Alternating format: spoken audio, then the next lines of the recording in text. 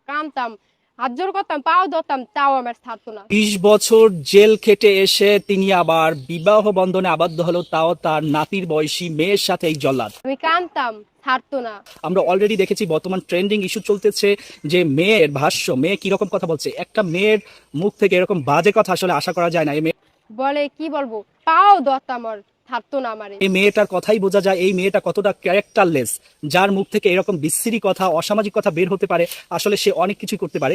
যাই হোক, আমি একটা কথা বলবো যে 20 বছর 24 বছর জেল খেটে এসে সে নতুনভাবে একটা জীবন শুরু করতে চাইছে, সেখানে তার বাচ্চা বয়সী, নাতির বয়সী একটা মেয়েকে বিয়ে করে দাম্পত্য জীবন সুখী হতে চাইছে। সেখানে চিন্তা করেন, অলরেডি আবার ওই মেয়ে তার নামে কেস করেছে, তার ফ্যামিলি অলরেডি আবার জেল থেকে বেরিয়ে এসেছে, জামিনে বেরিয়ে এসে সোশ্যাল মিডিয়ায় পুরো ভাইরাল এখন বর্তমান টপিক।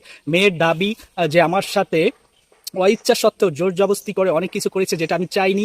এমনকি বিয়েটাও সে প্রলোভন দেখিয়ে জোর জবস্তি করে একরকম সে বিয়েটা করেছে। সবকিছু বিচার বিশ্লেষণ করলে এ কথা দাঁড়ায় মেয়েটা যেরকম আসলে দুধের দোয়া তুলসী পাতা ওই রকম না। যে মেয়ে একটা শালীনতা থাকে, তার মুখ থেকে এরকম বাজে বাজে কথা বের হওয়ার প্রশ্নই আসে না।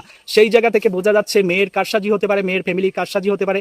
আবার দেখা যায় যে লোক 20-24 বছর খুনের অপরাধে প্রায় ফাঁসির আসামি, সেখান থেকে সে বের হয়ে এসেছে।